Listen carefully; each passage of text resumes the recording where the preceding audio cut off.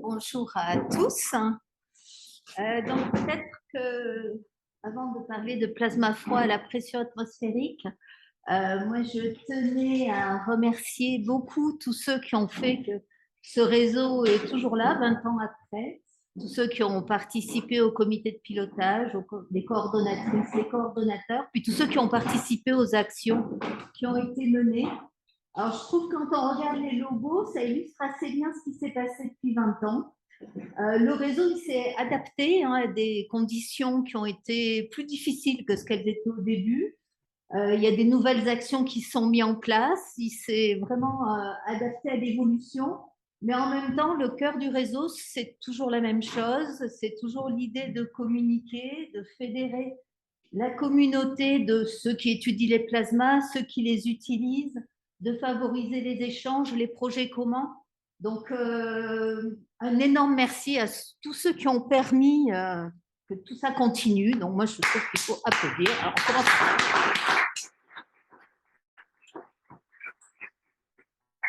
Et après, bon, le reste. Mon topo, c'est sur les plasmas froids à la pression atmosphérique, un peu les bases. Et ce dont je vais vous parler, c'est d'abord une introduction pour expliquer pourquoi on fait un focus sur ces plasmas froids à pression atmosphérique. Ensuite, on verra comment se fait le claquage dans un gaz à forte pression quand la distance interélectrode dépasse le millimètre, on va dire. Et donc, comment on passe d'une avalanche électronique à un streamer puis à une micro-décharge. Et puis, si on veut que ça reste froid, il faut s'arrêter là. Il faut bloquer le développement de la décharge. Et pour ça, il y a différentes méthodes. En particulier, on peut faire des décharges couronnes, des décharges nano-impulsionnelles, des décharges contrôlées par barrière diélectrique. On verra ce que c'est. Et puis, pour certaines applications, on a besoin de ne pas faire des micro-décharges, mais de faire des décharges qui remplissent de plus grands volumes. Et là encore, il y a différentes façons de faire. Et en particulier, réduire vraiment la distance interélectrode, développer plein d'avalanches électroniques en même temps, se débrouiller pour avoir une physique de décharge basse pression ou utiliser, c'est aussi avoir une physique de décharge basse pression, mais en augmentant la fréquence. Et puis pour finir, c'est complètement différent parce que tout ce dont j'ai parlé jusque-là, c'est plutôt de la physique du plasma. Mais je voudrais insister sur ce qui est très spécifique à la cinétique chimique à pression atmosphérique. Quand on prend un schéma cinétique basse pression, qu'on veut l'utiliser à pression atmosphérique, il faut vraiment faire attention à certains points. Et donc, ce sera la dernière partie avant la synthèse. Donc, la pression atmosphérique, on sait qu'on l'aime bien, c'est celle dans laquelle on vit. Mais ce que ça veut dire, c'est que la densité du gaz, c'est de l'ordre de 2 10 puissance 19 atomes ou molécules par centimètre cube. Et du coup, les électrons font beaucoup de collisions parce que cette densité est assez élevée, et à peu près tous les 500 nanomètres. Donc, même si on a un espace interélectrode petit, 1 millimètre, les électrons vont faire beaucoup de collisions entre la cathode et l'anode, ce qui fait que le niveau d'ionisation dans le volume du gaz va être fort. Cette ionisation, elle va être très rapide aussi, et puis localisée, parce que non seulement les électrons vont ioniser très rapidement le gaz, mais en plus, comme on est à pression atmosphérique, la diffusion est bien limitée. Donc, du coup, l'énergie va rester localisée. Et puis, si on ne fait rien, des électrons qui font beaucoup de collisions, ils transfèrent leur énergie au gaz, ils chauffent le gaz et on a un plasma thermique. Donc, un arc électrique qui est ce qu'on a normalement à la pression atmosphérique. Et pourtant, on peut aussi faire autre chose et donc on va voir comment. Alors, une autre façon de dire la même chose, finalement, c'est de regarder l'écart entre la température des électrons et la température du gaz en fonction de la pression. Et on voit que peu avant la pression atmosphérique, ces deux températures tendent à se rejoindre et donc on tend à chauffer le gaz et à plus être en plasma froid. Alors quand les deux températures sont proches, l'énergie des électrons est relativement faible, elle va être en dessous d'électronvolts, et on a des densités électroniques, ça c'est la température électronique en fonction de la densité d'électrons. Donc, quand on a des plasmas pression atmosphérique, en général, on a des densités d'électrons qui vont être de l'ordre de 10-17 par centimètre cube et des énergies d'électrons inférieures à l'électron-volt. L'autre grande famille de plasma qu'on connaît bien, c'est ceux qu'on a à basse pression, avec des énergies d'électrons qui sont au-dessus de l'électron-volt, des densités plus faibles, 10-10, 10-11. Et puis, ce dont on va parler, c'est un peu entre les deux, la même énergie pour les électrons, avec des densités un petit peu plus grandes, mais qui vont correspondre à des taux d'ionisation inférieurs à 10-4, ça veut dire qu'il y a moins d'une molécule ou d'un atome du gaz sur 10 000 qui est ionisé, et du coup, les électrons ne se thermalisent pas, et donc on reste froid. Donc, ça veut dire des densités d'électrons qui sont inférieures à 10-15 par centimètre cube.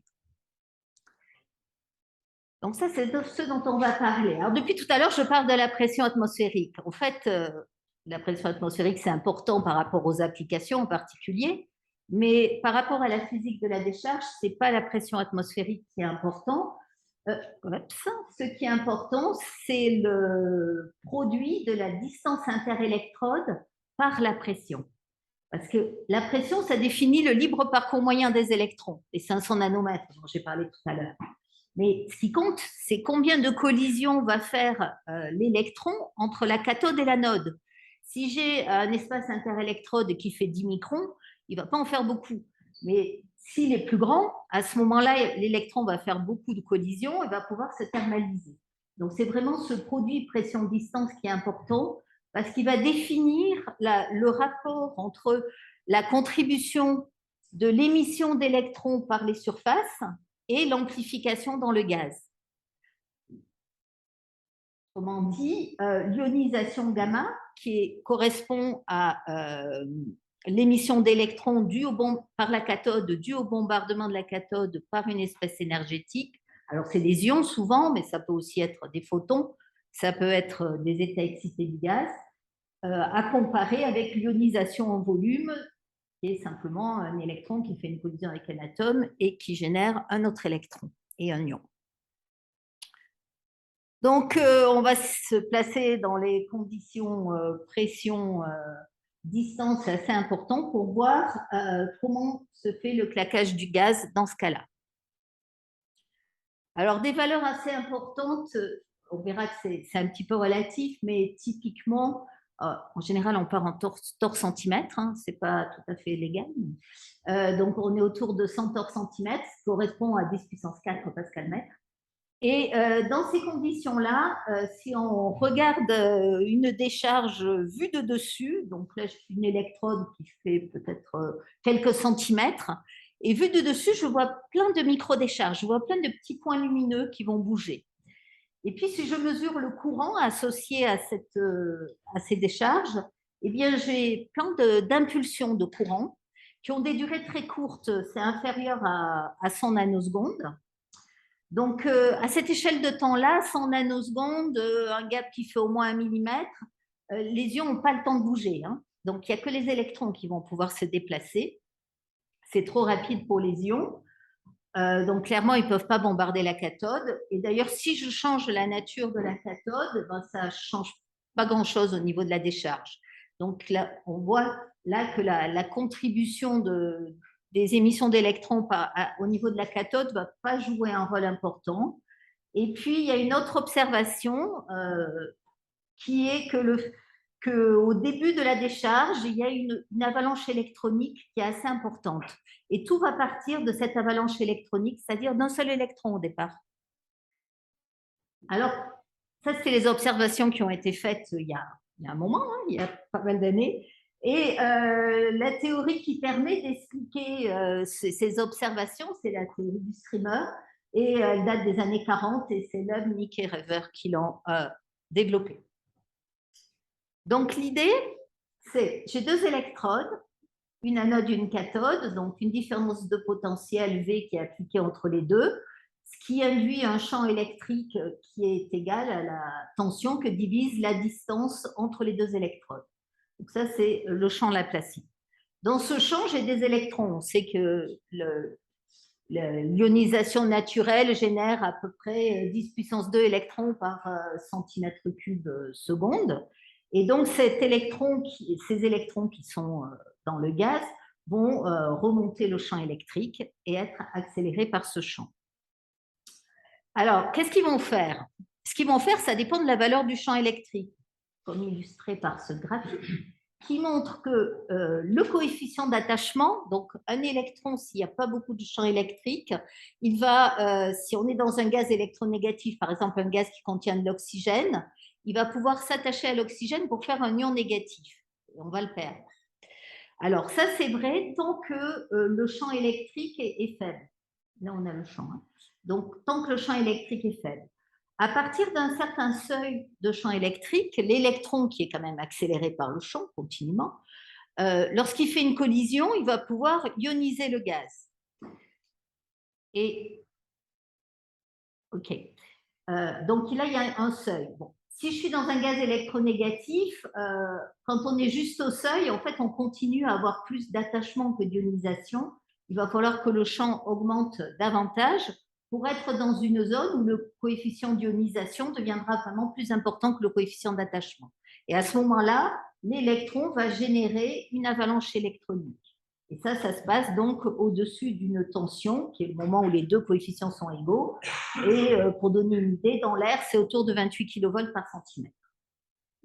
Alors, à partir de ce moment-là, si le champ est assez fort, donc la tension appliquée assez forte, l'électron génère des électrons et des ions.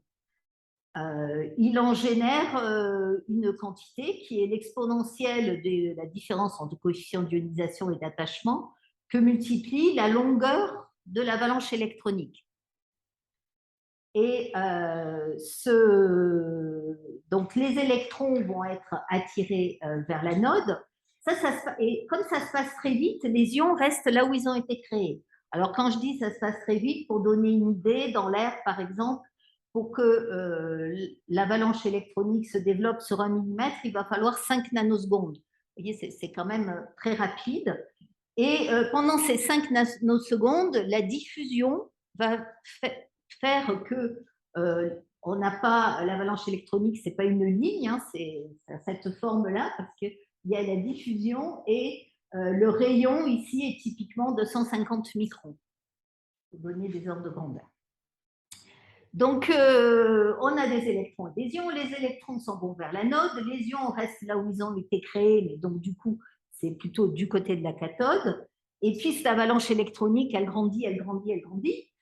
Et elle génère beaucoup de charges. Et finalement, il arrive un moment où on a suffisamment d'ions et d'électrons pour induire un champ électrostatique entre ces deux zones, la zone qui contient les ions et la zone qui contient les électrons, puisqu'il y a séparation à cause de la mobilité élevée des électrons.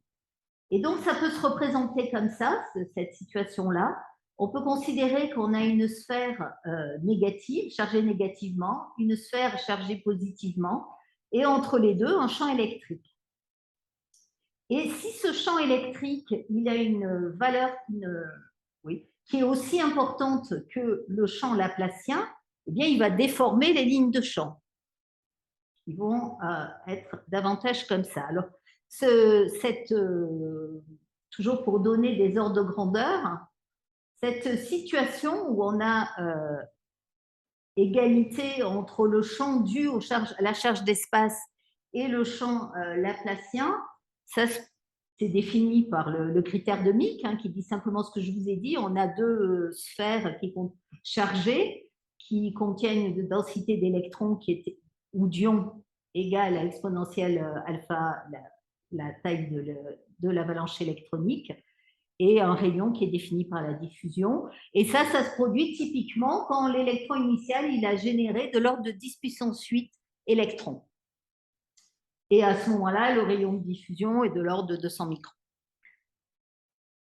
Donc, quand on est dans cette situation-là, on a un champ électrique dans le gaz qui se répartit de cette façon-là. Donc, j'ai une électrode là, une électrode ici, l'avalanche électronique qui est là.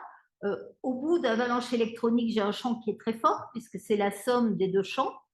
Entre les deux, je peux avoir une zone où j'ai des électrons et des ions. Donc, du coup, j'ai un champ bipolaire. J'ai un champ qui est assez faible. Et puis, au-delà, ici, bien, j'ai le champ laplacien qui est à nouveau appliqué. Et donc, dans ces conditions, comment ce streamer, j'ai oublié de dire, au moment où on a le champ de charge d'espace qui modifie le champ électrique dans l'espace interélectrode, on ne parle plus d'avalanche électronique, on parle de streamer. C'est la définition du streamer. Et ce streamer, il va rester streamer jusqu'à ce qu'il ait connecté les deux électrodes. Donc pour ça, il faut qu'il monte vers l'anode. Ça semble assez logique, puisque les électrons sont accélérés par le champ très fort et vont pouvoir rejoindre ainsi l'anode. Bon, en plus, quand on a une avalanche électronique, on a des émissions de photons aussi. Ces photons, ils partent dans le gaz, ils peuvent générer de nouveaux électrons germes qui vont faire des avalanches secondaires, hein, qui vont augmenter encore la densité de charge. Et donc, de cette façon-là, on va avoir propagation jusqu'à l'anode. Ce qui est plus intriguant, c'est comment le streamer rejoint la cathode. Parce que là, les électrons, ils montent vers l'anode et les ions, ils ne bougent pas. Ils n'ont pas le temps, tout ça va beaucoup trop vite. Et donc, comment on va faire pour que cette charge d'espace positive, elle arrive jusqu'à la cathode? Et ce qui va jouer un rôle important, c'est ces fameux photons qui vont partir dans toutes les directions, mais en particulier entre la cathode et la zone de charge d'espace positive.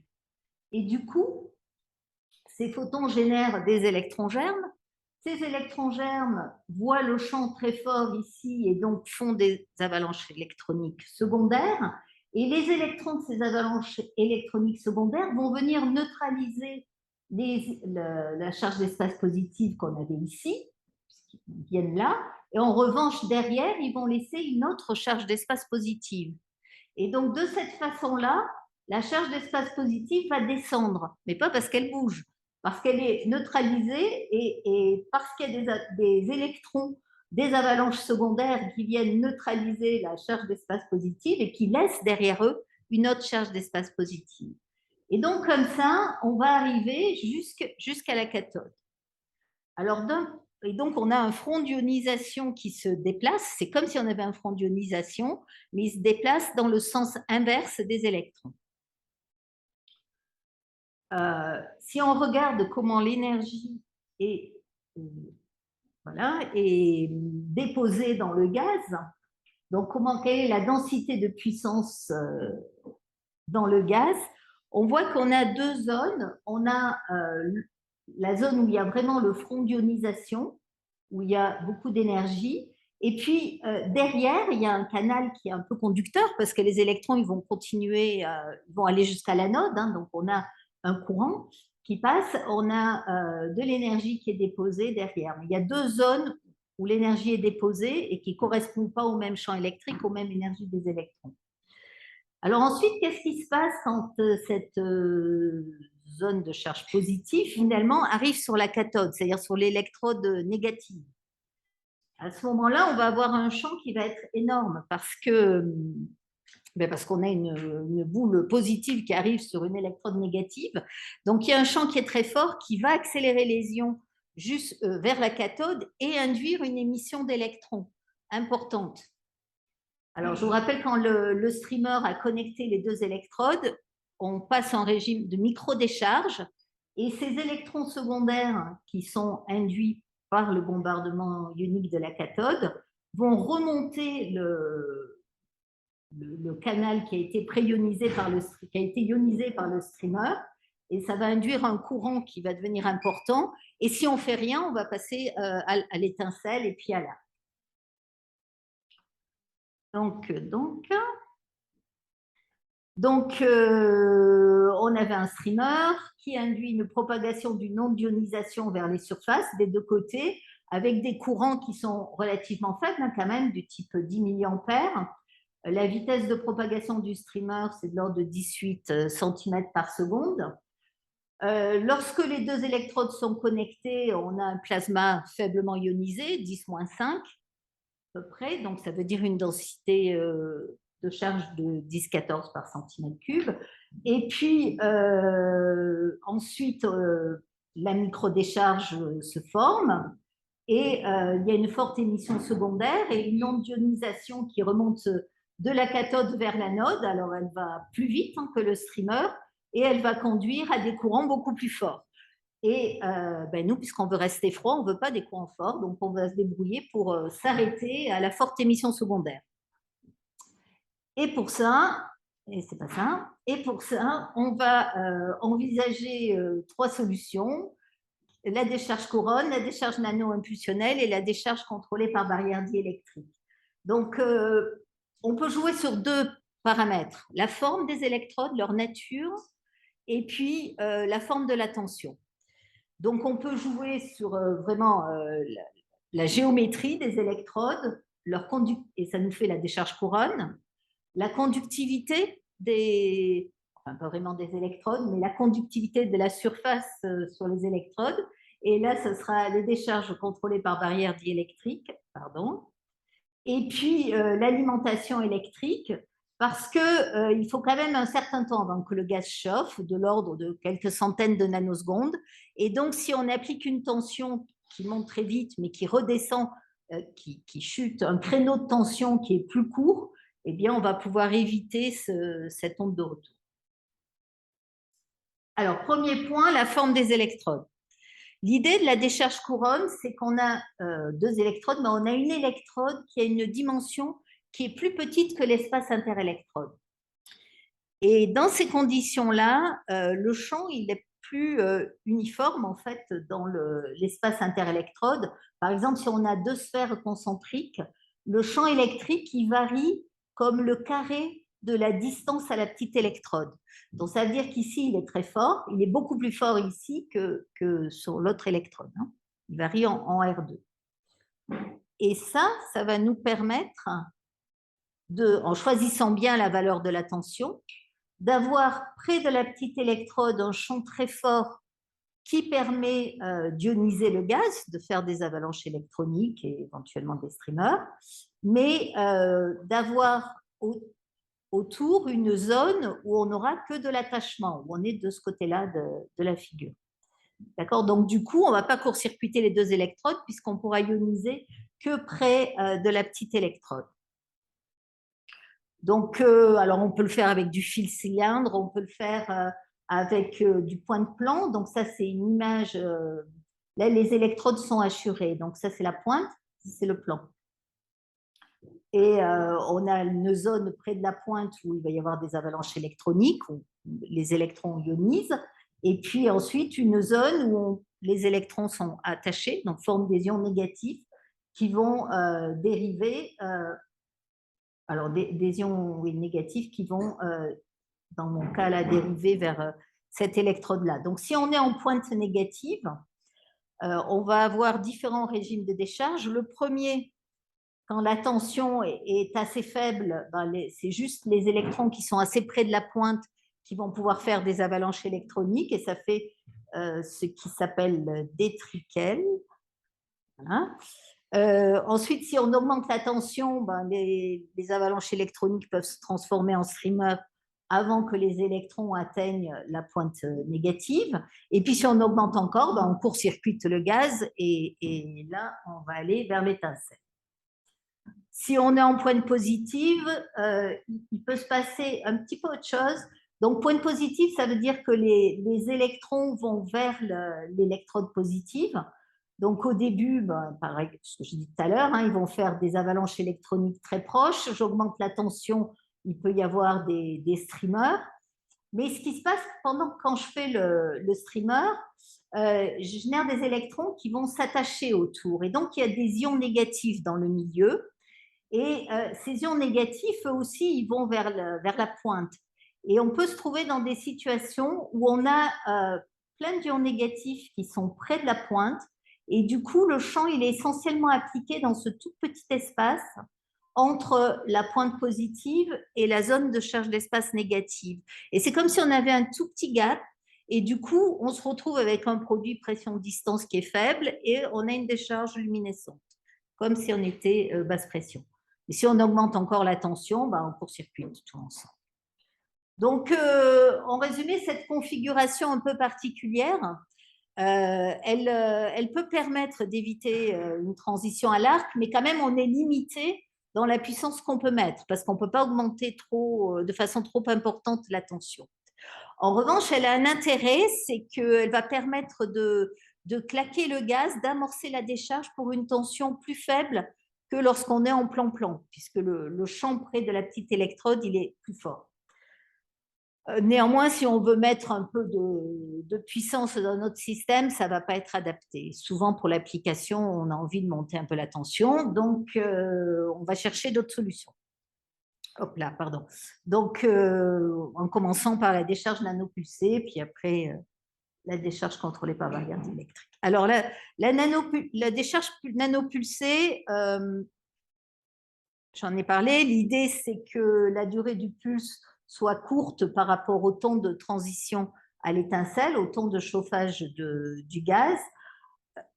Et l'idée, quand elle est répétitive, ce qui est souvent le cas puisqu'on veut mettre de la puissance, c'est qu'on applique des créneaux de tension qui peuvent être, plus de batterie, qui peuvent être importants en termes d'amplitude de tension. Donc, l'idée, c'est d'avoir des pulses qui vont durer un temps donc plus court que le temps de transition au spark, c'est l'étincelle.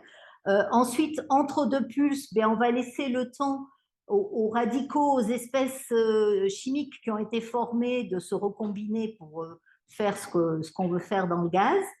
L'autre paramètre important, ça va être le front de montée, ici. Et je m'excuse, je regarde ce qu'il y a derrière. Le front de montée, ici, je vais sauter cette partie-là. Oh. Désolée, je ne sais pas pourquoi c'est rose. Donc, ce front de montée, il est important parce que on voit que plus le front de montée est rapide, plus la tension de claquage va être forte. Et donc, si la tension de claquage est plus forte, ça veut dire que le champ est plus fort et les électrons vont être davantage accélérés, ils vont avoir plus d'énergie. Parce qu'en fait, le gros intérêt des décharges nanopulsées, c'est d'arriver à faire un plasma très hors équilibre, à avoir des électrons très énergétiques. Et pourquoi on cherche à avoir ça? Eh bien, pourquoi on cherche à avoir ça? On va l'expliquer en regardant à quoi est utilisée la puissance qui est déposée dans le plasma dans le cas d'un plasma d'air, en fonction de l'énergie des électrons. Donc, si les électrons ont une énergie de 4 électronvolts, par exemple, il y a ce qui est dominant, c'est cette courbe-là, et ça correspond juste à l'excitation vibrationnelle de l'azote. Et l'excitation vibrationnelle, ça va conduire à du chauffage, et donc c'est pas ce qu'on cherche. On va avoir simplement donc plus de 40% qui va faire du vibrationnel, 20% qui va correspondre à la dissociation de l'oxygène et quasiment pas de dissociation de l'azote. Par contre, si les électrons ont 2 fois plus d'énergie, 8 électronvolts, là, il y a très peu d'excitation vibrationnelle. En revanche, une dissociation de l'azote qui est comparable à celle de l'oxygène. Et donc, là, ça devient beaucoup plus intéressant quand l'objectif, c'est de casser les molécules. Donc, typiquement, voici un exemple de résultat. Donc, c'est un transparent que Christophe Lowe m'a envoyé sur une décharge nano-impulsionnelle. Et ce qu'ils ont regardé, c'est quelle est la quantité de l'énergie électrique déposée qui sert à dissocier l'oxygène, qui est l'objectif. Là, c'est pour assister de la combustion. Donc, ils sont quand même à 35% de cette énergie qui est utilisée pour dissocier l'oxygène, le reste étant converti finalement en chaleur ou en onde de choc aussi qui se développe autour du canal initial. Ces décharges, elles évoluent de plus en plus parce que les générateurs on sait de mieux en mieux faire des générateurs nanopulsés. Maintenant, on parle de plus secondes, hein, avec des fronts de montée de dizaines de kilovolts par nanoseconde, des amplitudes de 100 kilovolts. Donc, ça ouvre tout un champ parce que ça va beaucoup plus vite que le développement de l'avalanche électronique et du streamer. Donc, ça ouvre vers une nouvelle physique et des plasmas très hors équilibre dans lesquels vraiment les électrons ont l'énergie et donc qui vont être plus efficaces pour les applications. Donc, ça, c'est un peu pour l'avenir, mais ça commence à être utilisé. Le mode de décharge pour faire des plasmas froids à pression atmosphérique qui est utilisé depuis très longtemps et qui est pour beaucoup d'applications, c'est les décharges contrôlées par barrière diélectrique. Donc, c'est celui qu'on va voir maintenant. Il est très utilisé parce qu'il est très facile à mettre en œuvre et puis il est très robuste. Facile à mettre. Alors, le principe, c'est j'ai 2 électrodes, mettons peine parallèle, et je vais mettre entre les 2 électrodes, le gaz bien sûr, mais aussi un isolant électrique, un diélectrique solide, un matériau qui va rester isolant. Ce qui fait que quand le gaz va devenir conducteur, quand il va y avoir le claquage du gaz, on va créer des électrons et des ions qui vont dériver vers l'électrode de signe opposé. Mais s'il y a un solide à cet endroit-là, ben les charges ne vont pas passer, elles vont rester piégées sur la surface du solide. Elles vont charger la surface du solide, ce qui va augmenter le potentiel appliqué sur le solide et du coup diminuer la tension appliquée sur le gaz. Puisque la tension qu'on applique sur les électrodes, elle se divise entre la tension qui est appliquée sur le solide et la tension qui est appliquée sur le gaz. Donc, si celle-là augmente, celle-là diminue. Et si elle diminue beaucoup, les électrons n'ont plus assez d'énergie pour ioniser, la décharge s'arrête. On peut voir ça d'un point de vue électrique en disant que finalement, on a en série avec le gaz une capacité qui a une valeur qui dépend de la permittivité du solide qu'on a mis, de son épaisseur, D, et puis de la surface qui est chargée. Et ça, c'est ce qui est super important là-dedans, c'est que cette capacité va s'adapter en fonction du nombre de microdécharges qu'on va avoir. Si j'ai une microdécharge, je charge une certaine surface. Si j'en ai 2, je charge une surface qui est double. D'accord? Donc la capacité va être 2 fois plus importante. Mais le nombre de charges est aussi 2 fois plus important. Et en revanche, la chute de tension ici va rester la même. Donc, le gros intérêt, c'est que quel que soit le nombre de décharges que j'ai, quelle que soit leur synchronicité, leur synchronisation, la décharge va toujours avoir le même comportement. On va toujours stopper la décharge avant d'avoir la transition à l'arc. Et donc, ça va permettre de générer un plasma froid pour des forts produits pression-distance. Quand je dis que la tension appliquée sur le gaz chute, elle chute vraiment de façon importante. C'est illustré sur cet oscillogramme qui présente en bleu, c'est la tension qu'on applique sur les électrodes, donc à la fois sur le diélectrique solide et le gaz. En rouge, c'est le courant de la décharge qui va charger le diélectrique solide. Et puis en vert, c'est la tension qui est appliquée sur le gaz. Et vous voyez que dès que le courant augmente, cette tension elle chute de plus d'un facteur 4. Donc vraiment, la décharge va s'éteindre. Cette configuration, on peut l'avoir avec quelle que soit la forme des électrodes, hein, qu'on ait des tubes, du fil cylindre, des sphères concentriques, du plan-plan, des catalyseurs, enfin des billes dans un plasma, et même dans une configuration de décharge de surface, dont je ne vais pas parler, mais qui sont des décharges qui sont beaucoup étudiées parce qu'elles peuvent être intéressantes, et où là, on a des électrodes qui sont à l'intérieur du matériau isolant, et donc la décharge elle va se développer en surface. Donc là, il y a une forte interaction avec la surface, c'est un petit peu différent, mais je n'ai pas le temps d'en parler. Voilà, donc des décharges très robustes et qui vont générer, au final, des micro-décharges, hein, ça ressemble à ce que je vous avais présenté tout à l'heure, qui durent une centaine de nanosecondes, avec des niveaux d'ionisation des densités d'électrons et d'ions qui sont de l'ordre de 10-14 par centimètre cube, ce qui correspond à un taux d'ionisation de 10-5, donc on est bien dans les conditions pour rester froid, on est bien inférieur à 10-4, puisque la densité du gaz à pression atmosphérique, c'est du 10-19 par centimètre cube, donc c'est froid et l'énergie des électrons, au-dessus de l'électron-volt. Alors, pour finir sur cette partie, je dis que souvent, en fait, on utilise à la fois une décharge couronne et une décharge contrôlée par barrière diélectrique. La petite électrode est utilisée pour définir la tension de claquage. Et puis, le diélectrique, il permet de bloquer la décharge avant que ça passe à l'arc. Donc, l'injection de l'énergie dans le plasma, elle est rapide. On est à l'échelle de nanosecondes. L'ionisation, la dissociation, les excitations se font à une échelle de temps courte. Bien sûr, la partie chimie, elle va se faire plus lentement. Ça va être des millisecondes. Et s'il y a des millisecondes, il va y avoir plus de diffusion. Et donc, du coup, j'ai dit que le rayon de la décharge, c'était 200 microns, typiquement, donc 400 microns pour le diamètre.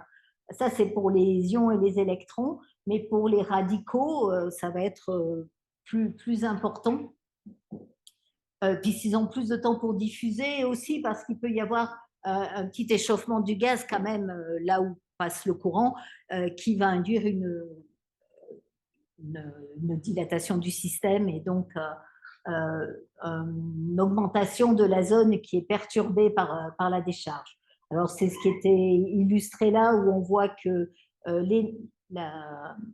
l'énergie, elle est déposée entre 0 et 250 microns, alors que l'ozone est formé entre 0 et 500 microns de rayon. Alors, ces micro-décharges, elles sont intéressantes, elles peuvent... ça peut être une solution pour faire une chimie qui est à peu près homogène, parce que quand même, si on a un temps, si notre procédé il demande par exemple 1 seconde, elle dure, chaque microdécharge dure typiquement 100 nanosecondes, et elles vont s'allumer à chaque alternance de la tension. Donc du coup, si on a une tension qui est à 10 kHz, eh bien, ça veut dire qu'on va avoir 20 000 demi-périodes en 1 seconde pendant le temps de process. Donc, 20 000 chances d'avoir une décharge qui s'allume à chaque endroit du volume du gaz. Et au final, on doit arriver à mettre de l'énergie à peu près partout. Néanmoins, il y a des cas où ça ne va pas, ça ne suffit pas. Par exemple, quand on fait du dépôt de couche mince, si on utilise des réactifs qui sont très réactifs, comme du silane, le silane, quand on le dissocie, il a tendance à phase gaz à faire des poudres. Et donc, si je mets beaucoup d'énergie en un endroit, dans mon canal de décharge, que je casse beaucoup de molécules de silane, les radicaux vont réagir entre eux, faire des poudres. Et une fois que la poudre est faite, elle est faite. Et donc, si je veux faire un dépôt dense, ça ne marchera pas. Donc là, je ne peux pas me permettre de faire des micro-décharges pour certaines applications. Et donc, à ce moment-là, on va chercher à faire des décharges diffuses qui ne contiennent pas de streamers. On va essayer d'éviter les streamers. Et pour ce faire, on va soit réduire beaucoup la distance interélectrode, donc se retrouver dans une situation où on aura un produit pression-distance très faible, soit se débrouiller pour faire plein d'avalanches électroniques en même temps, de façon à ce qu'elles interagissent, et qu'au lieu d'avoir une avalanche électronique qui fait un streamer bien localisé, on fasse un gros streamer. Ça, c'est le couplage d'avalanche électronique, ou trouver des conditions dans lesquelles, bien qu'on soit à pression atmosphérique avec un gap un peu grand, on arrive à avoir un claquage de Townsend qui est contrôlé par l'émission d'électrons secondaires à la cathode et une décharge qui a une physique basse pression. C'est la même chose pour la décharge radiofréquente. Et ça, c'est ce que je viens de vous dire. On va... Alors, le premier point, je disais, on va essayer de réduire le gap. On va aller vers des gaps micrométriques. D'abord, il faut savoir que le produit pression-distance critique pour lequel on a ou on n'a pas de contribution de l'émission secondaire, pour lequel l'émission secondaire d'électrons participe ou participe pas au développement de la décharge, ça dépend du gaz, ça dépend un peu des conditions. Et on peut le comprendre en regardant une courbe de Paschen. Alors, une courbe de Paschen, c'est ce qui est représenté là, et ça nous donne la tension de claquage en fonction du produit pression-distance. Vous voyez déjà que suivant les gaz, c'est pas exactement au même endroit. Alors d'abord, elle a une forme un peu, c'est toujours une forme comme ça avec un minimum. Donc le minimum, ben, c'est le moment où on a la tension de claquage qui est la plus faible, qui correspond à un produit pression-distance défini. Si on est plus bas, si on est à une pression plus basse, par exemple, eh bien, ce qui se passe, c'est qu'il faut un champ électrique plus fort parce que les électrons ne font pas assez de collision pour ioniser le gaz. La densité du gaz devient trop faible et à la limite, l'électron va pouvoir sortir du gaz sans avoir fait de collision. Donc, du coup, il faut qu'il ait beaucoup d'énergie parce que quand il fait une collision, il faut que ça ionise et que ça ne fasse pas autre chose. Donc, du coup, il va falloir augmenter la tension. Ça, c'est l'augmentation de ce côté-là. De l'autre côté, il faut aussi augmenter la tension parce que là, on réduit le libre parcours moyen des électrons, donc l'énergie des électrons au moment où il faut une collision. Et pour qu'ils aient assez d'énergie pour arriver à ioniser le gaz, il faut les accélérer plus vite et donc augmenter le champ électrique. Et vous voyez que le minimum, donc l'optimum en termes produit, pression, distance, dépend du gaz. Hein. Dans les gaz nobles, hélium, argon, c'est pour des valeurs plus élevées que dans l'azote ou dans l'air. Alors, à pression atmosphérique, pour un gap de 1 mm, on est là. Donc, clairement, on est dans la partie de droite, hein, la partie où on a beaucoup de collisions qui limitent l'énergie des électrons. Mais le minimum dans l'hélium, il correspond à 100 microns, si on est à pression atmosphérique. Dans l'azote ou l'air, c'est 10 microns. Donc, du coup, si on est à 100 microns, on peut peut-être avoir une décharge qui s'établit comme il faut. Et une façon de faire ça, c'est de faire des décharges en utilisant un diélectrique. À la base, on prend une plaque de diélectrique qui est mince, hein, 100 microns, 200 microns, fait un petit trou dedans, de même dimension, métallise des deux côtés. Et là, on continue, avec une tension continue, il y a un mode de décharge qui s'établit, qui est stable, et qui va générer, dans lequel on va pouvoir injecter beaucoup d'énergie. Alors, c'est un petit volume, hein, mais on peut faire des matrices comme ça. On peut le voir de dessus. Alors, la décharge, elle s'étale hein, sur la surface. Et puis, surtout, ce qui est intéressant, c'est que si on met une troisième électrode ici, et on peut étendre le plasma et augmenter son volume de façon importante. Et là, on a un claquage qui n'a rien à voir avec les streamers et avec tout ce dont je vous ai parlé tout à l'heure. Ça, c'est une première voie pour faire des décharges diffuses qui sont de dimension plus grande. Une autre voie, c'est de faire en sorte d'avoir beaucoup d'avalanches électroniques qui démarrent en même temps. Là, on rejoint notre nano-impulsionnel qui avait un front de montée très rapide, qui fait que tous les électrons qui sont dans l'espace interélectrode vont générer une avalanche en même temps. Pour que ça permette de faire un plasma diffus, il faut que les rayons de chaque avalanche soient plus petits que la distance entre deux avalanches électroniques.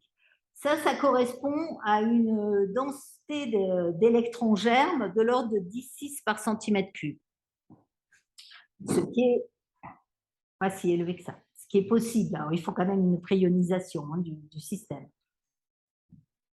Et une préionisation du système est associée à ce qui est montré là, c'est que si la tension qu'on applique, elle est continue, on a des microdécharges qui se développent. Si c'est microsecondes, on est un peu intermédiaire. Si on a un anneau pulsé, on peut avoir quelque chose de bien homogène. OK. C'est la deuxième façon. Troisième façon, on est dans des conditions de pression-distance pour lesquelles, normalement, on a une décharge, des micro-décharges, c'est une décharge filamentaire, et donc un claquage de type streamer. Mais on va essayer d'obtenir, de claquer, de rendre le gaz conducteur avant que la tension soit assez forte pour générer un streamer. Et pour faire ça, on va essayer d'augmenter l'émission d'électrons secondaires à la cathode et de diminuer l'ionisation dans la phase gaz, de la ralentir pour pas qu'il se fasse de grosses avalanches électroniques et de streamers. Alors, comment est-ce qu'on peut augmenter l'émission d'électrons secondaires? On peut le faire en augmentant le coefficient d'émission secondaire. Ça, c'est le choix du matériau. Mais en fait, quand on a une décharge contrôlée par barrière diélectrique, vous vous souvenez, tout à l'heure, je vous ai dit, on a le diélectrique. Quand il est sur l'anode, les électrons viennent se déposer sur la surface. Et ce matériau, il est en contact avec le plasma, donc il y a plein de défauts dessus. Et les électrons sont piégés dans des pièges peu profonds. Et ces électrons qui viennent d'être déposés, à l'alternance d'après, quand cette surface sera la cathode, ils vont être faciles à extraire comparés aux électrons intrinsèques du matériau. Et donc, ça va augmenter le coefficient d'émission secondaire. Et si on veut que ça marche à tous les coups, il faut mettre un diélectrique de chaque côté. Comme ça, on augmente l'émission secondaire de façon très simple. Ensuite, il faut, pour qu'il y ait une émission d'électrons, il faut que les électrons soient efficacement émis, mais il faut aussi un flux d'espèces énergétiques à la cathode. Et ça peut être différentes espèces, mais clairement, l'idée, ça va être d'avoir de l'énergie, des espèces énergétiques dans le gaz, de les maintenir et de faire en sorte qu'elles viennent sur la surface. Je ne vais pas rentrer dans les détails, mais c'est en lien avec la fréquence de répétition des décharges que l'on a. Ensuite, on veut réduire la vitesse d'ionisation du gaz. Alors, l'ionisation du gaz, normalement, c'est un électron qui fait une collision. Là, je suis dans l'hélium, avec l'hélium, et qui va nous faire un ion hélium et deux électrons. Mais il y a une autre voie, qui est l'ionisation pénible. Là, l'électron, qui a moins d'énergie que celui-là, il ne va pas arriver à ioniser l'hélium, il va simplement l'exciter. Et ça peut être un état excité qui a une longue durée de vie, et du coup, qui va rester, qui va pouvoir transférer son énergie à un autre atome ou molécule qui va ioniser. Donc, du coup, au final, j'ai un ion et un électron. Mais pour arriver là, je suis passée par une première étape et une deuxième étape. Donc, forcément, il faut plus de temps. Donc, ça veut dire que l'ionisation va se faire plus lentement. Et ça va ralentir la vitesse d'ionisation dans le gaz et donc la formation des grandes avalanches électroniques. Sur le graphique ici, c'est un exemple, donc c'est dans l'hélium. En noir, c'est le courant de décharge et en bleu et en rouge, c'est la contribution. En rouge, c'est l'ionisation directe, en bleu, l'ionisation pénible. Bon, c'est des résultats de modèle, hein. Mais on voit que à l'amorçage de la décharge, l'ionisation pénible intervient parce que le champ n'est pas encore assez fort pour faire de l'ionisation directe, pour que les électrons aient assez d'énergie pour faire de l'ionisation directe, et puis ça va intervenir à la fin. C'est une décharge contrôlée par barrière diélectrique, donc la tension chute. Elle chute tellement que les électrons n'ont pas assez d'énergie pour ioniser le gaz, mais en revanche, ils peuvent créer des métastables, et puis les métastables ont aussi une durée de vie qui fait qu'ils vont pouvoir continuer à ioniser. Donc ça va intervenir. Ouf. Ce que j'ai dit là, ça permet d'avoir un claquage de type Townsend, donc qui est vraiment contrôlé par l'émission d'électrons secondaires et non pas par une grosse avalanche électronique. Ça, c'est l'amorçage. Maintenant, la fin de la décharge, ça va dépendre du niveau d'ionisation du gaz que je vais pouvoir atteindre sans faire de streamer. fatiguée. Donc, alors, pour expliquer ça, le pôle, il faut comprendre cette courbe, qui est une courbe mesurée basse pression en 2 électrodes pleines parallèles, et on regarde la tension qu'il faut appliquer pour avoir un courant donné. Donc au début, on draine tous les électrons, la décharge n'est pas auto-entretenue, puis ensuite, il arrive un point où on a les ions qui commencent à aller à la cathode, qui induisent une émission d'électrons. Ces électrons qui font un peu d'avalanche électronique dans le gaz, donc ils vont ioniser le gaz, mais on a toujours un champ qui est uniforme. C'est la décharge de Thomson, la décharge est auto-entretenue. Et puis, quand on continue à augmenter le courant, donc à créer des électrons ou des ions, il arrive un moment où on a assez d'ions dans le gaz pour qu'il puisse localiser le champ électrique près faire une chute cathodique. Et du coup, comme on a une zone qui est plus petite que le gap sur lequel le champ va s'appliquer, on peut réduire la tension nécessaire pour avoir un courant. Et ça explique la chute qu'on a ici. Ensuite, on est en décharge luminescente normale. Et en fait, à pression atmosphérique, on arrive soit dans l'air et dans l'azote, mais on arrive à être dans ce régime-là, où on a des avalanches électroniques dans le gaz, on a l'ionisation dans le gaz, mais on ne crée pas suffisamment de charge pour qu'il y ait une localisation du champ électrique, alors que dans l'hélium ou dans l'argon, là, on peut arriver à faire une chute cathodique, avoir une décharge luminescente. Du coup, là, on va être en décharge de Thomson et là, en décharge luminescente. On va avoir les deux régimes. OK. Donc ça, c'est en basse pression, en basse fréquence, pardon. Je voulais aussi parler de la radiofréquence parce que c'est assez intéressant comme décharge à pression atmosphérique. Et finalement, la physique de la décharge radiofréquence basse pression, hein, elle ne fait pas intervenir les parois, très peu. C'est une décharge qui se développe en volume. Et du coup, quand on est à pression atmosphérique, elle se développe de la même façon. Donc, en gros, radiofréquence, c'est-à-dire qu'on est au mégahertz, plusieurs mégahertz, et du coup, les ions sont piégés dans le gaz. Donc, on a des densités d'ions qui sont de l'ordre de 10-11 par centimètre cube au milieu. Après, il y a un peu de diffusion vers les parois, donc ça décroît ici, mais on est à 10-10 ions par centimètre cube près des parois. Alors ça, c'est des cartographies de densité en fonction de la position dans le gap et en fonction du temps sur une période qui est comme ça, là. Non, qui monte, hop, 0 ici, et là je vais là, d'une période radiofréquence. Donc on a les ions qui sont comme ça. Ce qui va définir la répartition du champ électrique, c'est le déplacement des électrons, puisque les électrons vont suivre le champ.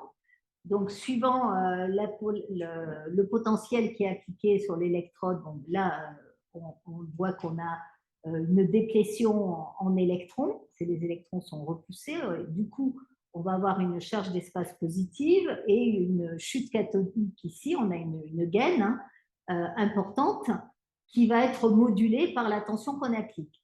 Et l'ionisation, elle se fait lors de l'expansion ou la contraction de la gaine, parce que c'est là qu'on a les champs les plus importants pour que le champ puisse s'établir. C'est ce qu'on voit ici. Ça, c'est le terme source d'électrons. Et quand c'est clair, c'est qu'il y a un terme source important, c'est qu'il y a de la création d'électrons. Et donc, ça se fait ici, puis même chose de l'autre côté. Mais dans tous les cas, ce que je veux dire, là, c'est que les créations d'électrons vont se faire en bordure de gaine et tout se passe dans le volume du plasma. Et du coup, quand on est à pression atmosphérique, la décharge radiofréquence, en mode alpha, dans ce mode-là, elle a le même comportement que quand on est à basse pression dans un gaz électronégatif. C'est-à-dire quand il y a des pertes d'électrons, parce que la différence, c'est qu'on va avoir plus de recombinaisons quand même en volume dans le gaz, donc plus de pertes qu'il va falloir compenser. Mais c'est une décharge qui est diffuse, naturellement. Alors, c'est intéressant de comparer les densités d'électrons qu'on peut avoir avec ces différentes décharges que je vous ai décrites. Et vous voyez qu'on dispose du coup d'une plage de densité d'électrons qui est vraiment large. Hein. On va aller de 18, disons, à 10, 14 pour les décharges homogènes. Et si on regarde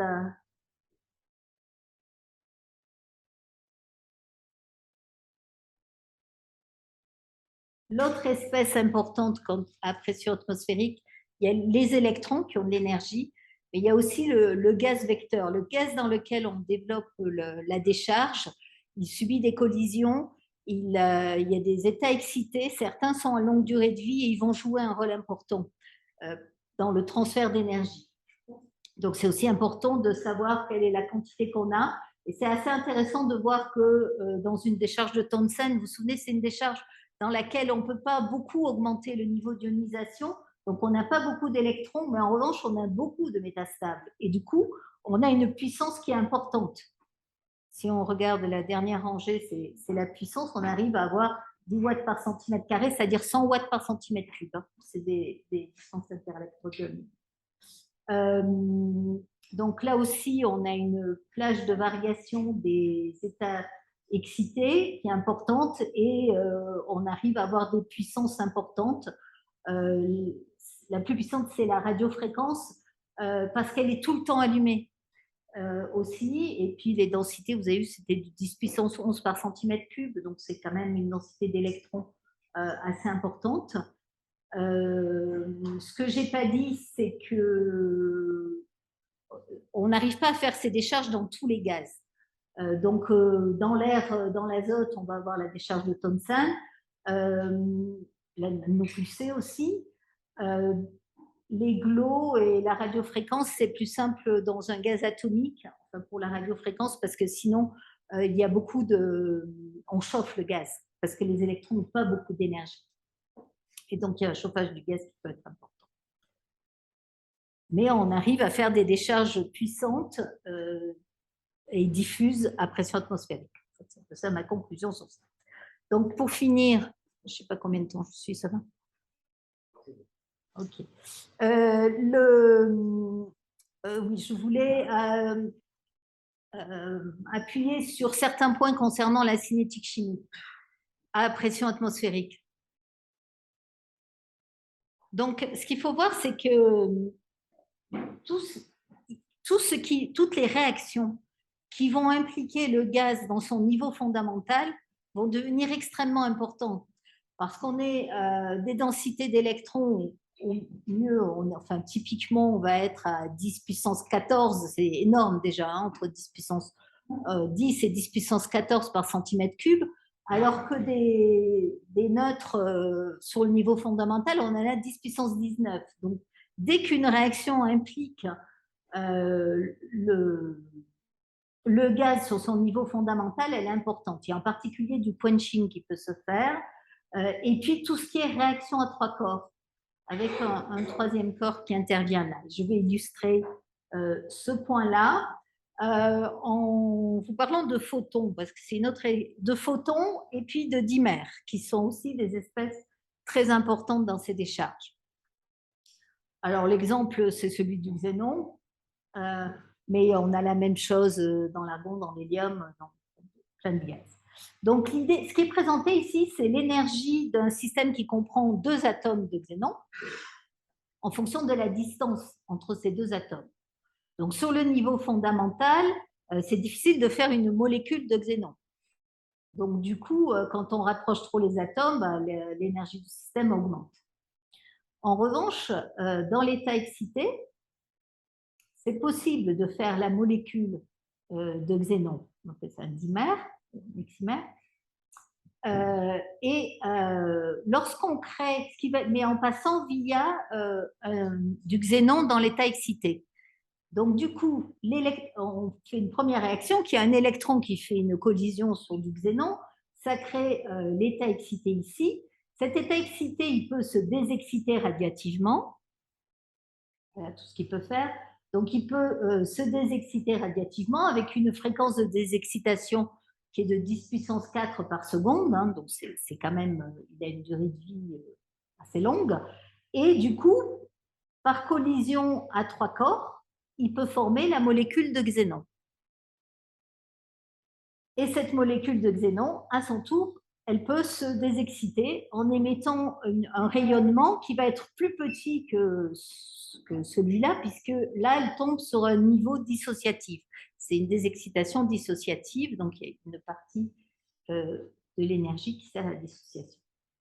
Donc, du coup, OK. Et ce qui est intéressant de voir, c'est en fonction de la pression, qu'est-ce qui est dominant? C'est-à-dire que cet état excité, est-ce qu'il va générer un photon à 147 nanomètres ou est-ce qu'il va en faire un à 172 nanomètres?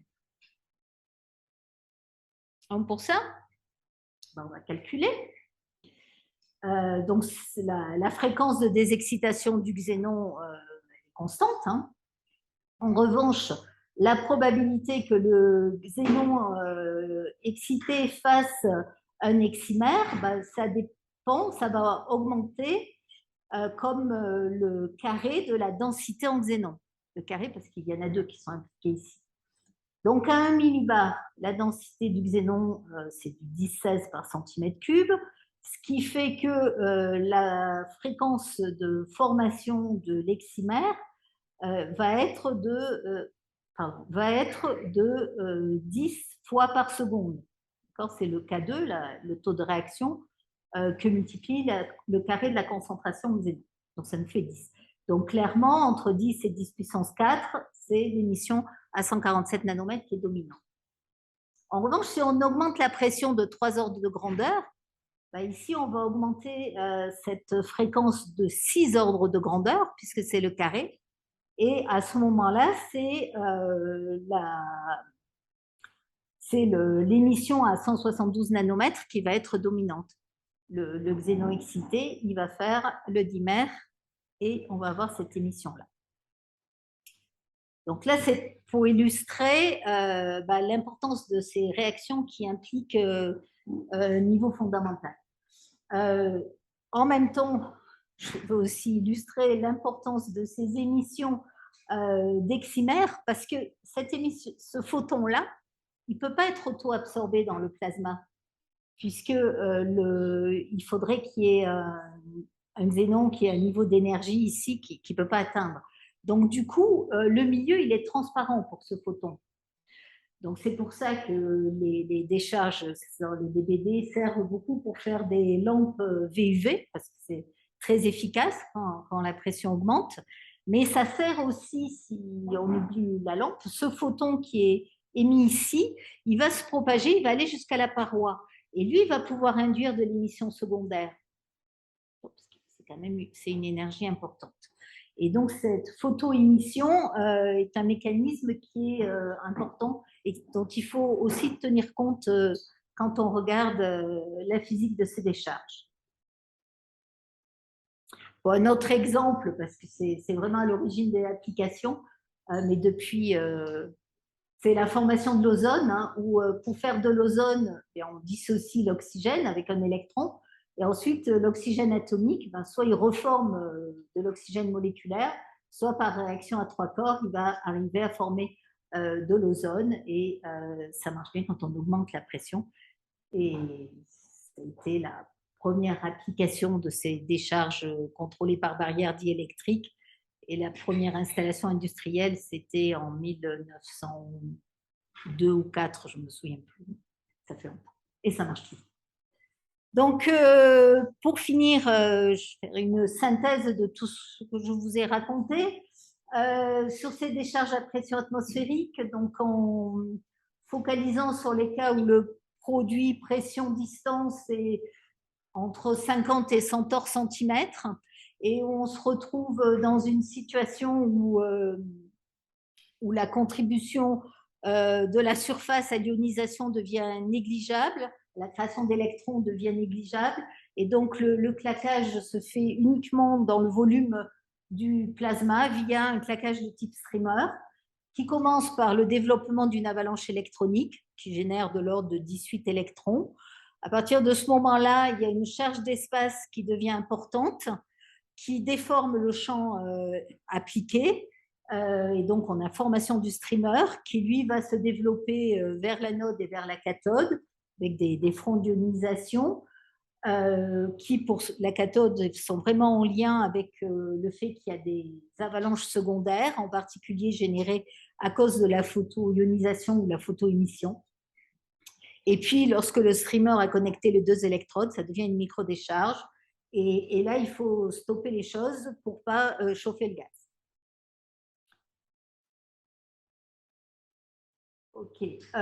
Donc, pour interrompre la décharge avant qu'elle transite à l'arc, on peut utiliser des pulses de tension qui vont être plus courts que le temps de transit. On peut utiliser des électrodes qui ont des formes particulières et en particulier une électrode qui est une dimension plus petite que l'espace interélectrode. Ça fait des charges couronnes. Ou bien rajouter un diélectrique solide dans le gaz entre les deux électrodes et ça fait une décharge contrôlée par barrière diélectrique, puisque le diélectrique induit la chute de la tension appliquée sur le gaz dès que la décharge s'amorce. Ces décharges contrôlées par barrière diélectrique, donc leur intérêt, c'est qu'on peut les faire avec quelle que soit la configuration des électrodes, quelle que soit l'application qui nous intéresse, qu'on veuille traiter du gaz dans des tubes ou traiter des matériaux en plan, n'importe quelle forme d'ailleurs. Et elles sont très robustes. C'est vraiment, ça marche à tous les coups. On n'a pas de transition à l'arc. Bon, pardon, ça marche pour beaucoup d'applications, mais là, je n'ai pas parlé des applications parce que ça vient après. Normalement, c'est des micro-décharges qui se développent. On n'a pas de transition à l'arc, mais c'est des micro-décharges. Dans des conditions particulières, on peut arriver à faire des décharges homogènes, diffuses, qui ont une puissance assez importante, du type 100 watts par centimètre cube, tout en restant homogènes et diffuses. Et des densités électroniques qui varient sur une grande plage suivant le régime de décharge. Le régime de décharge qui est défini par la nature de la surface, la fréquence, l'amplitude de la tension et la nature du gaz aussi.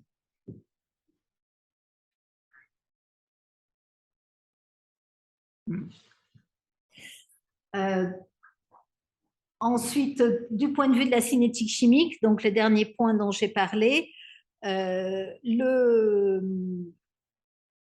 surtout à partir de là. Donc, les réactions qui impliquent le gaz dans l'état fondamental sont vraiment importantes. Il faut vraiment en tenir compte.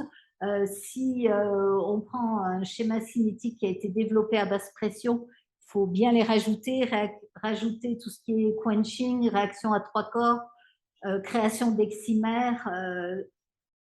Souvent, on est obligé de tenir compte des émissions de photons et des états excités à longue durée de vie qui peuvent jouer un rôle important vis-à-vis des réactions Penning, d'ionisation, de dissociation. Les ions aussi ne sont pas les ions habituels. Par exemple, dans un plasma d'argon, l'ion dominant, ça va être argon 2, ça va être la molécule d'argon et non pas l'argon.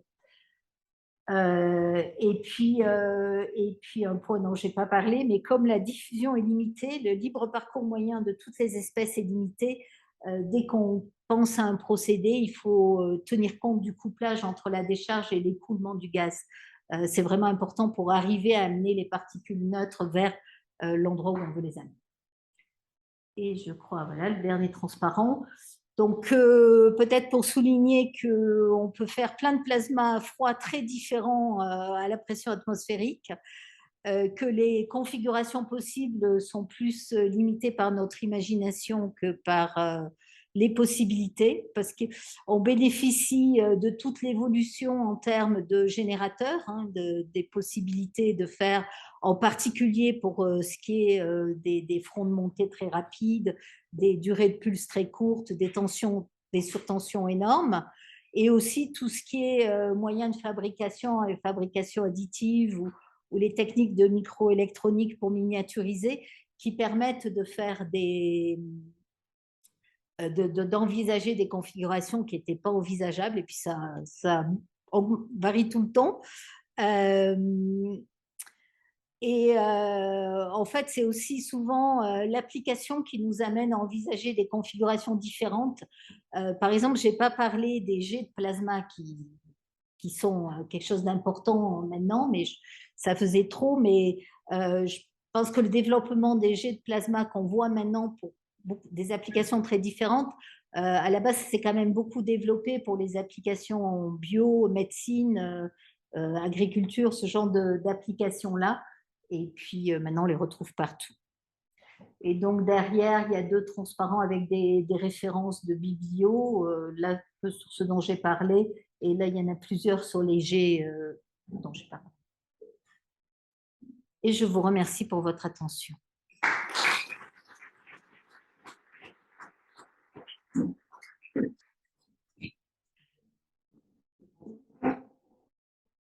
On a le temps pour des questions.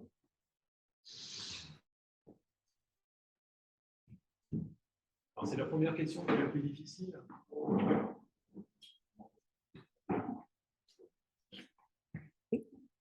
Merci beaucoup pour cette présentation.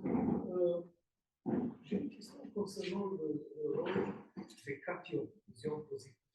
Vous avez évidemment parlé beaucoup de positions neutres. Vous avez évoqué quelques ions positifs, de plus avant. Mais quel est le rôle de ces ions dans la cinétique chimique? On a des processus exothermiques dans les combinaisons sur les ions positifs. L'exothermique, c'est la plupart par celles que vous avez évoquées. Est-ce que ça joue pour la cinétique ou c'est mineur? Tout ce qui est... Après, ça dépend des densités qu'on a quand même aussi dans ces décharges-là. Maintenant, effectivement, on peut trouver des réactions qui vont devenir importantes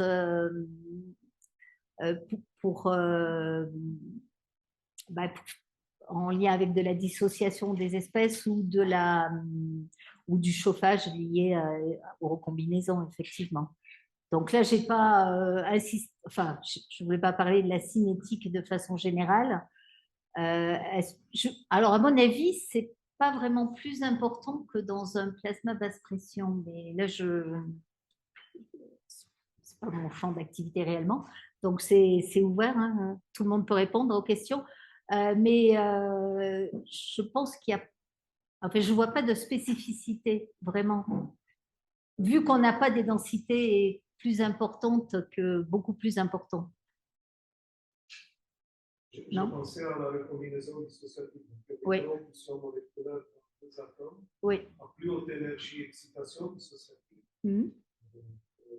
Et le processus inverse de la dissociative, qui est l'ionisation associative. Ouais. Ça, effectivement, à plus haute pression. Ouais. Oui, c'est aussi des mécanismes qui interviennent, suivant les gaz dans lesquels on est. Oui. Merci. D'autres questions? Du coup, moi, j'en avais une sur les décharges diffuses. Quand on regarde ta présentation, ça semble facile. Maintenant, si je reviens 20 ans en arrière, ça semblait presque extraordinaire. Maintenant, on sait faire, on met de plus en plus de puissance. Où se trouvent, selon toi, les verrous scientifiques et technologiques? Ouais, je pense qu'on sait de mieux en mieux faire, ça c'est clair. Bon, c'est pas que je remonte. Il y a des décharges qui ressortent, hein, des façons de les générer qui ressortent. Les verrous technologiques, ils vont être dans le upscaling, je pense, parce que, bon, par exemple, je parlais de la décharge de Townsend qui est vraiment, c'est dans l'azote, dans l'air, on met de la puissance, donc c'est intéressant. Maintenant, pour arriver à avoir ces puissances-là, il faut utiliser des alimentations électriques très spécifiques et arriver à passer de l'échelle réacteurs de laboratoire à des puissances beaucoup plus fortes, je pense que ça n'est pas simple. Mais tu sais ça mieux que moi. Je crois que c'est là qu'il y a des difficultés.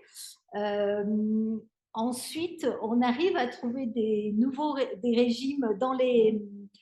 Ça, c'est pour la partie... Pour moi, il y a deux grandes choses sur ces décharges diffuses. Il y a ce qui est air azote, où c'est vraiment avec... en fait, c'est des générateurs de courant qu'il faut. Puisque l'idée, pour qu'elles puissent rester homogènes, il faut arriver on ne peut pas aller au-delà d'un niveau d'ionisation sans faire des avalanches électroniques importantes. Parce que rester en régime de Townsend, ça veut dire qu'on a tout le temps un champ qui est appliqué sur le gaz qui est important. Si on reste... Je sais pas si ça va prendre mon temps.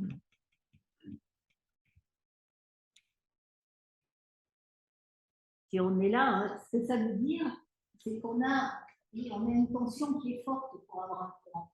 Cette tension, elle est appliquée sur le gaz. Donc, on a tout le temps une tension forte. C'est qu'à tout moment, il peut y avoir une grosse avalanche électronique qui se fait et il n'y a rien qui va pouvoir l'empêcher de se faire.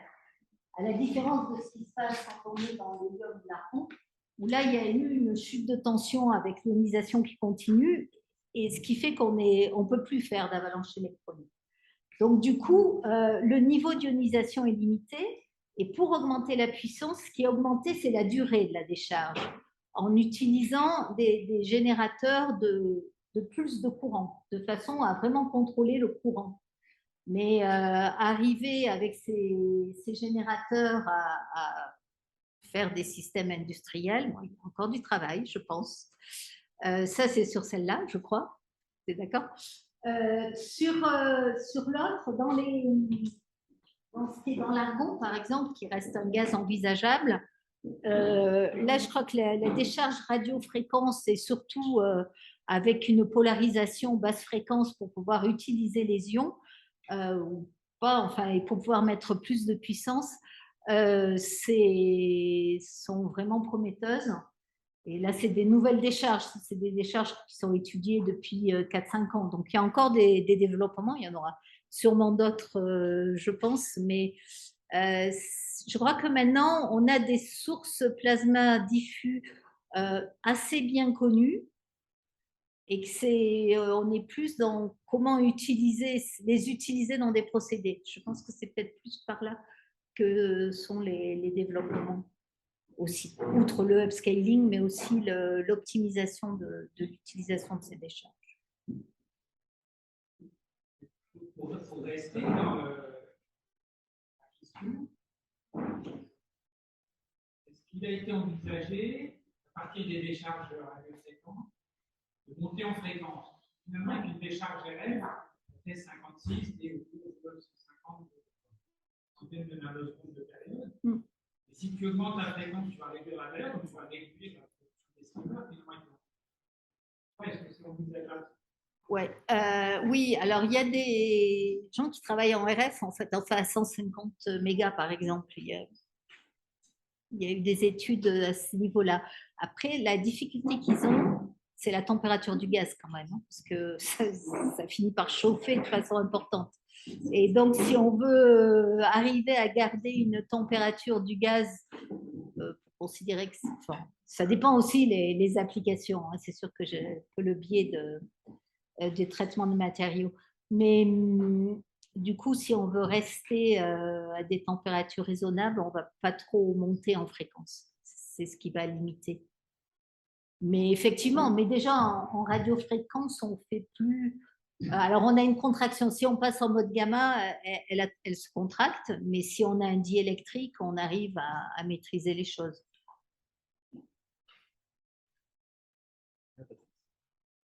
Qu'est-ce que c'est qui, pendant longtemps, a freiné, alors c'est pour faire la comparaison haute pression, basse pression, qui a freiné longtemps le développement de procédés de dépôt, donc avec des molécules complexes, tu parles de silane. Et est-ce que les solutions maintenant viennent de nouvelles sources par les DG, les DG qui permettent justement de ne pas trop modifier l'environnement? ça quand il y a des électrodes, l'environnement est fortement modifié au fur et à mesure du dépôt. Donc, est-ce que tu as une idée un peu générale? Léger, l'intérêt c'est qu'on découple la partie chimie de la partie génération du plasma, hein, c'est sûr. Sur le reste, qu'est-ce qui a limité? Il y a des problématiques un petit peu spécifiques. Par rapport à ça, la difficulté à pression atmosphérique, c'est la faible diffusion. On ne peut pas utiliser la diffusion pour uniformiser. Donc, si on fait du dépôt ou du traitement de surface, on a vraiment l'image de la décharge sur le dépôt. Et c'est pour ça qu'il a fallu vraiment apprendre à uniformiser l'injection de l'énergie dans le plasma. Ensuite, ces décharges, quand elles sont moins maîtrisées, quand on utilisait des sources de tension, de la basse fréquence et tout ça, elles étaient assez faciles à déstabiliser. Elles dépendaient de la chimie du gaz. On utilisait la chimie du gaz comme effet mémoire. Et donc, du coup, quand on changeait de précurseur ou quand on en mettait trop, on était déstabilisé. Avec la source de courant pour la Thomson, avec la radiofréquence pour les autres gaz, c'est vraiment beaucoup, beaucoup plus stable. Et donc, c'est cette étape qui a été franchie et qui permet d'envisager plus facilement je pense que c'est vraiment une étape, effectivement, d'envisager une diversité d'applications et une facilité de mise en œuvre. Il ne faut pas refaire toute une étude sur la physique de la décharge chaque fois qu'on change de précurseur. Ce qui était le cas, ça a été le cas pendant 15 ans, quoi, je pense. C'était ça le problème. Enfin, c'était un problème en tout cas. C'était le problème. C'est Merci. J'avais une question pratique sur le pied électrique.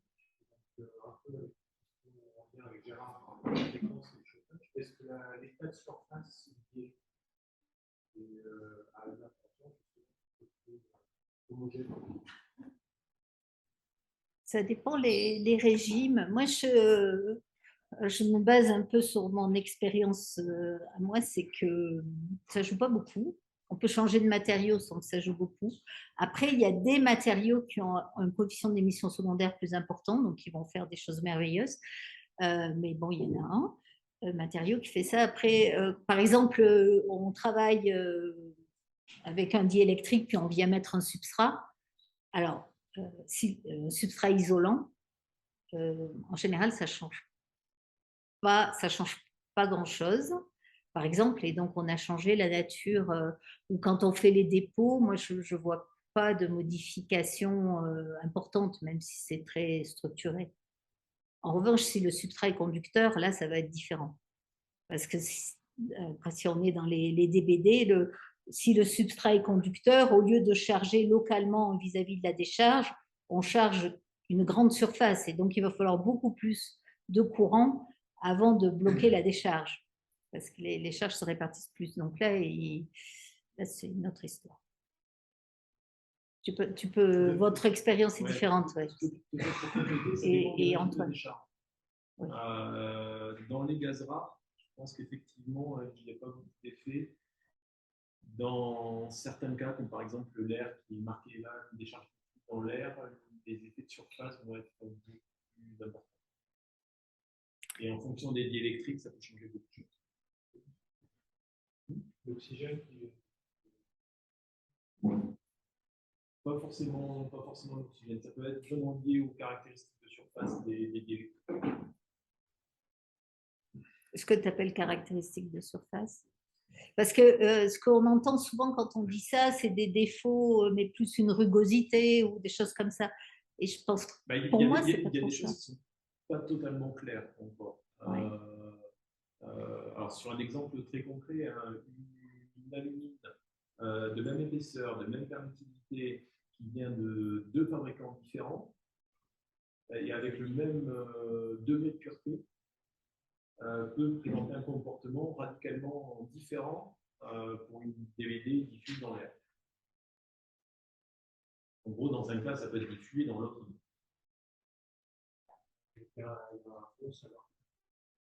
Ouais. Il faut quand même imaginer, je pense, que la rugosité, ça est important. Oui, La oui. rugosité, c'est un effet de pointe quelque part. Sur le champ local. Oui.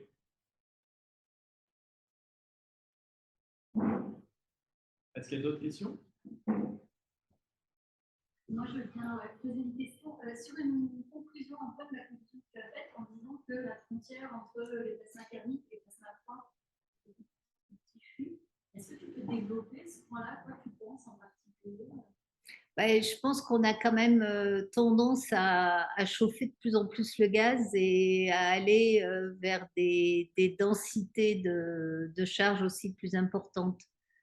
C'est en ce sens-là que je dis ça. Malgré les nouveaux générateurs impulsionnels qui ont plutôt tendance justement. Ouais, diminuer, mais quand même, tu vois, quand je montrais, alors c'est avec du nano pulsé, c'est pas avec du nano de type 10 nanosecondes. Donc aujourd'hui, c'est long, 10 nanosecondes. Enfin bon, je veux dire, mais on dit la température reste en dessous de 1000 degrés. Pour moi, c'est pas tout à fait froid. Mais bon, tu vois.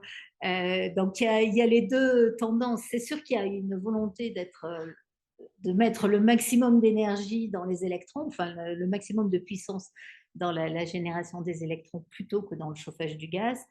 Mais ensuite, comme on étend les conditions, suivant ce qu'on fait. Pour rebondir sur la question, est-ce que en fait, la tiède, les sparks, etc., a été plus étudiée qu'à une époque où est-ce qu'on est encore sur des choses où c'est pas vraiment moi, je suis vraiment pas la source. Les sleepers, on voit bien, les bébés, on voit bien, l'arc, on voit bien. Et puis le spark au milieu. Je vois pas beaucoup de choses là-dessus, mais je les cherche pas non plus. Alors, je sais pas si... Donc, du coup, je sais pas répondre à ta question en clair, mais je sais pas. C'est que je vois pas passer beaucoup de choses sur ces décharges-là, effectivement. Comme moi, je les associe à l'autre côté. C'est vraiment chaud. Je sais pas. Personne n'a de commentaire sur la question? D'autres questions? Merci Françoise.